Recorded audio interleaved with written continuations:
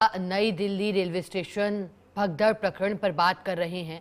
एक तरफ गहरी संवेदनाएं व्यक्त की गई हैं प्रधानमंत्री, गृह मंत्री, रक्षा मंत्री की ओर से, तो वहीं दुखद ये कि मृतकों का आंकड़ा 18 तक पहुंचा है, जिनमें अधिकांश महिलाएं हैं। 14 महिलाएं और 3 बच्चे शामिल हैं। एलएनजेपी अस्पताल में 15 और लेडी हार्डिंग मेडिकल कॉलेज के अस्पताल में 3 की मौत हो गई। 25 से अधिक घायलों को अस्पताल में भर्ती करवाया गया है। प्रयागराज जाने वाली ट्रेनों में भीड़ के कारण भगदड़ मचना बताया गया। रेलवे ने घटना की उच्च स्तरीय जांच के आदेश दिए हैं और घटना पर दुख प्रकट किया गया है देश के प्रधानमंत्री के द्वारा। लेकिन दुखद हादसे में निर्दोषों की जान गई है। अब बात उच्च स्तरीय जांच पर आई है। हादसे के पीछे के कारणों की वजह जानने की बात अब सामने आ रही है। भगदड़ आखिर क्यों मची? भगदड़ के पीछे कौन जिम्मेदार रहा? क्या अफवाह फैली?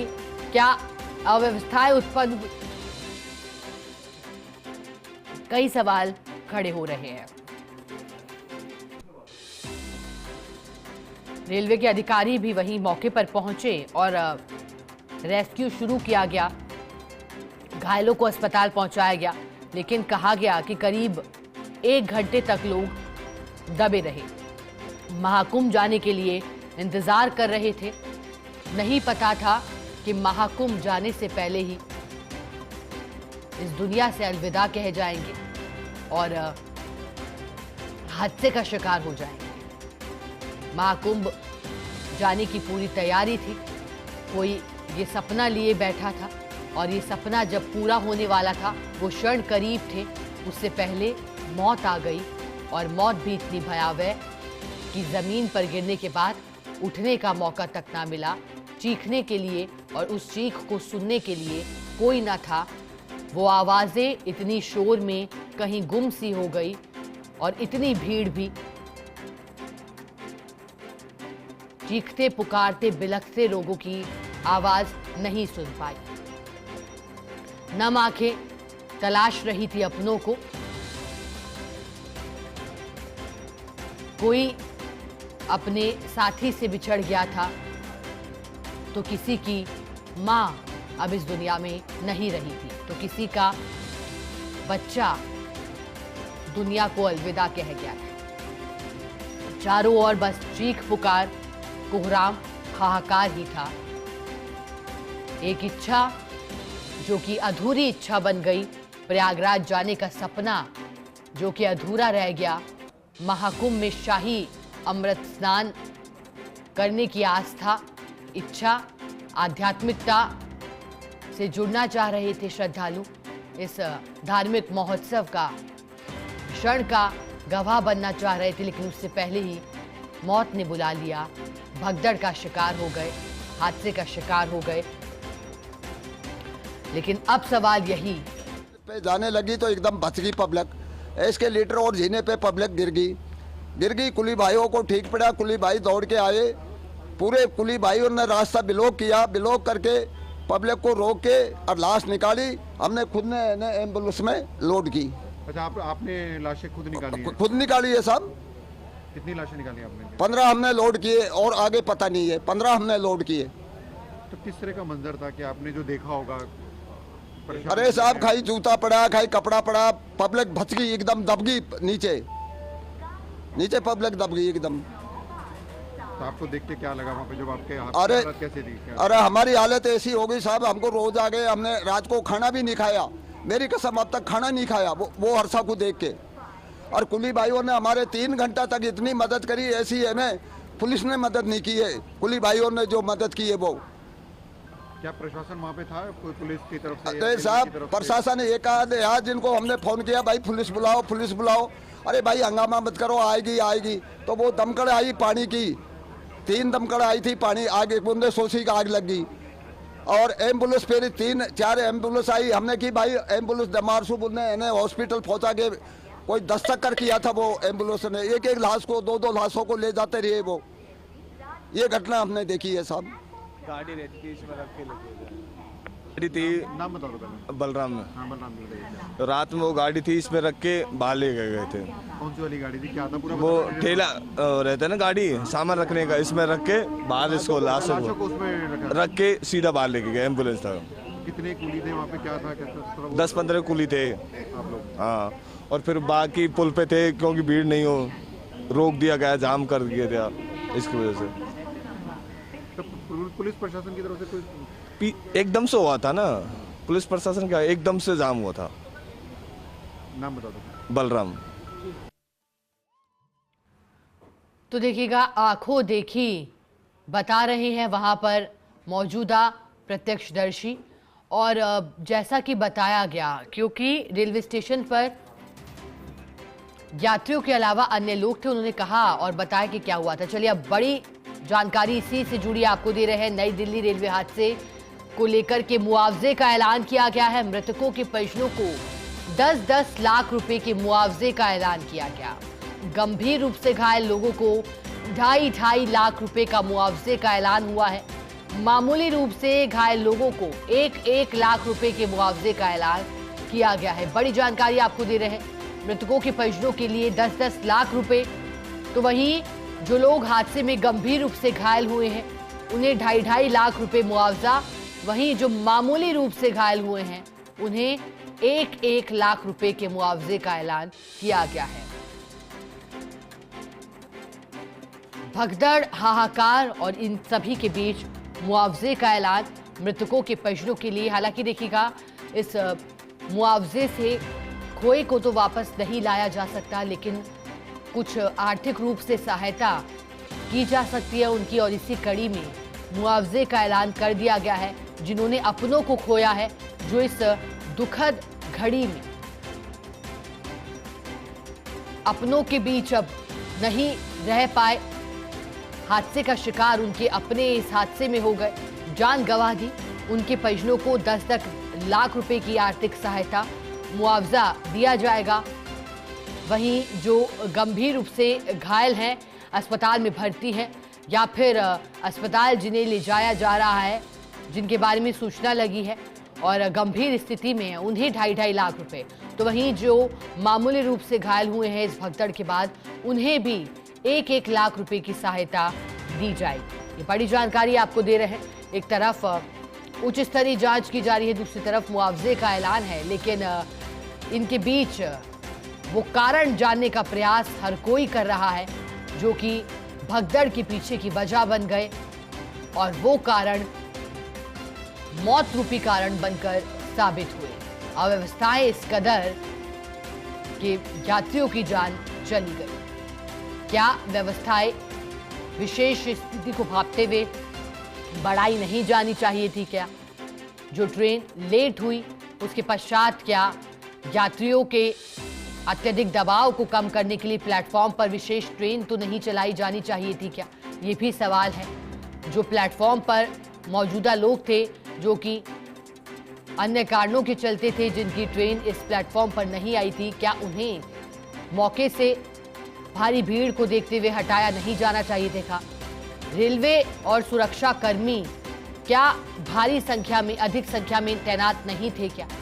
क्या रेलवे और पुलिस, आरपीएफ के जवानों की संख्या नहीं बढ़ानी चाहिए थी क्या, ताकि स्थितियां काबू की जा सकती? ये सवाल जस के तस हैं।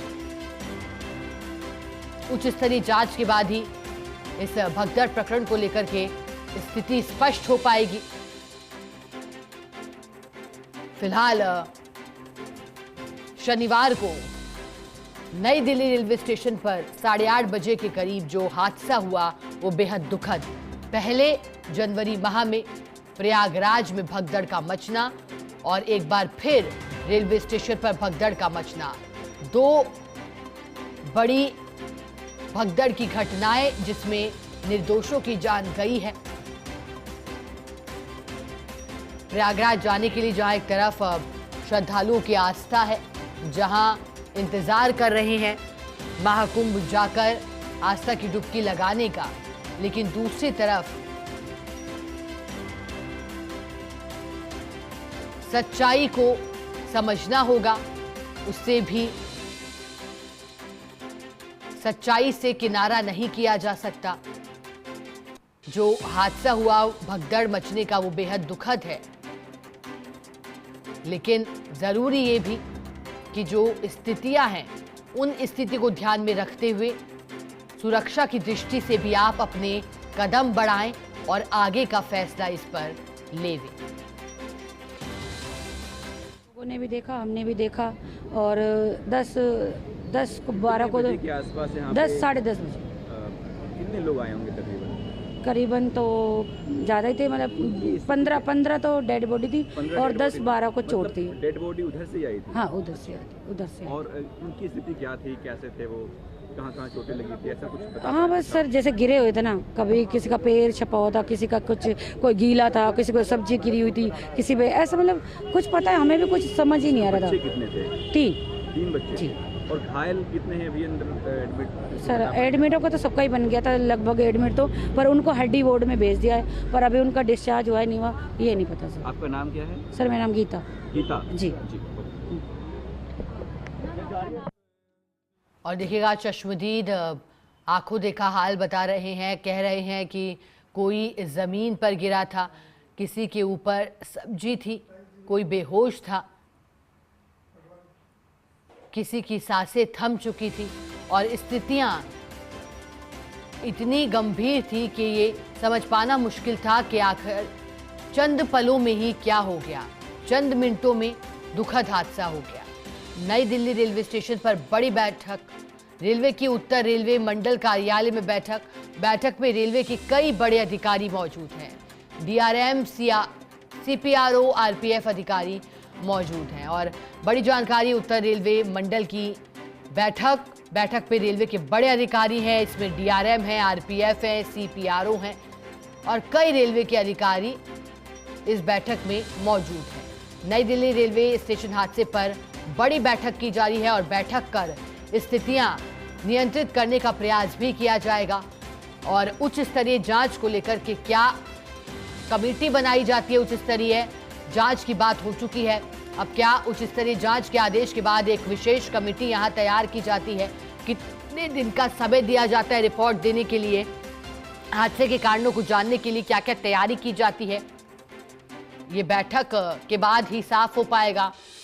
और बैठक पे जाने का प्रयास भी किया जाएगा कि फिलहाल मौजूदा स्थिति कैसी, क्योंकि एक तरफ प्रशासनिक अधिकारी कह रहे हैं कि सुरक्षा और सहायता के लिए पूर्णतः प्रशासनिक अधिकारी, रेलवे के अधिकारी मौजूद हैं रेलवे स्टेशन पर और स्थितियां अब नियंत्रण में हैं। जो यात्री भार हादसे के चलते एकाएक बढ़ा था, अब उसे भी कम किया जा रहा है। विशेष ट्रेनें चला करके यात्रियों को रवाना किया जा रहा है, लेकिन मौजूदा जो स्थितियां हैं उस स्थिति पर भी नजरें बनाए रखनी होगी ताकि फिर ऐसा दिन ना आए, फिर स्टेशन पर भगदड़ न मचे। जो लोग अपने घरों से किसी अन्य शहर को या आध्यात्मिक स्थानों पर जाने के लिए निकले हैं, उनकी यात्रा पूरी हो, सुखद हो, अड़चने ना आए, यही तैयारी अब करनी होगी और नजरें बनाए रखनी होगी स्थितियों पर, स्थिति की गंभीरता पर, ताकि फिर 18 घर दुख की अनुभूति ना करें। जिस तरह से भगदड़ के बाद कोहराम था, 1 घंटे तक कहा गया, लगभग 1 घंटे तक कई लोग जमीन पर बेसहारा यूं ही पड़े रहे। कोई पूछने के लिए भी नहीं था, क्योंकि लोगों के लिए तो ये यकीन करना भी मुश्किल था कि चंद मिनटों के अंदर ही, पलक झपकते ही कोई भगदड़ हुई है, हादसा हुआ है, किसी के अपने गए हैं और किसी ने इसमें अपना सब कुछ खो दिया है। 14 महिलाएं जिनकी जान गई है इस भगदड़ के चलते, बच्चे भी हैं, 3 बच्चे जिनकी जान जाना बताया गया। अब एक तरफ अपील ये भी की जा रही है, फर्स्ट इंडिया भी यही अपील करता है कि इस हादसे में जिन लोगों की जान गई है उनकी आत्मा को शांति मिले और जो गंभीर घायल हैं वो शीघ्र स्वस्थ हों।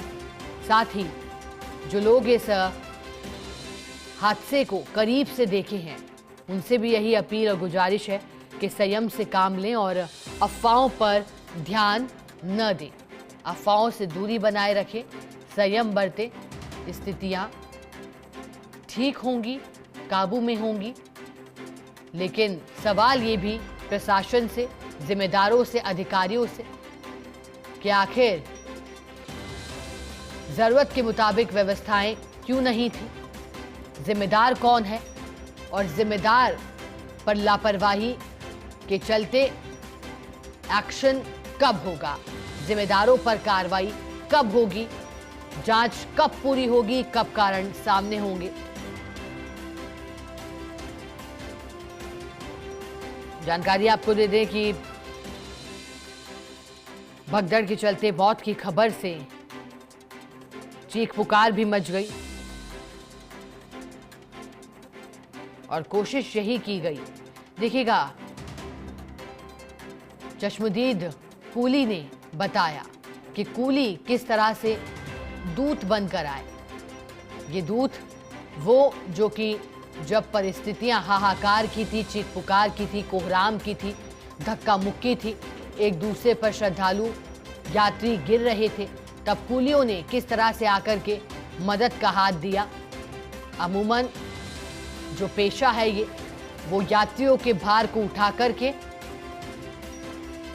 उनके वाहनों तक पहुंचाने का है, लेकिन इस बार न सिर्फ दूध बनकर, देवता बनकर आए कूली ने न सिर्फ सामान का बोझ उठाया, बल्कि कई जीवन को भी अपने कंधे पर लिया, कई जान बचाई, सहारा दिया कई हाथों को।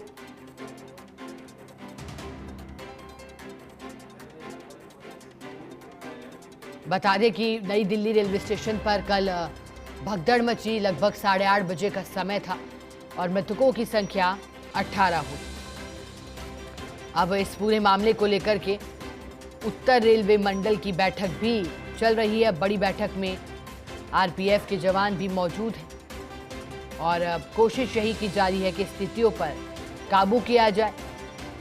प्रयागराज जाने वाले यात्रियों की संख्या को देखते हुए क्या अतिरिक्त इंतजाम किए जाएं, क्योंकि महाकुंभ प्रयागराज में जारी है। 26 फरवरी तक महाकुंभ स्नान के लिए श्रद्धालु यात्री रेलवे स्टेशनों की ओर रुख करेंगे, रेलवे स्टेशनों का सहारा लेंगे और ऐसे में आने वाले दिनों में इस तरह की घटना न घटे, ये भी ध्यान रखने के लिए अब आगे भविष्य की क्या तैयारी रहती है, क्योंकि जो घट चुका है वो दर्द कम नहीं किया जा सकता।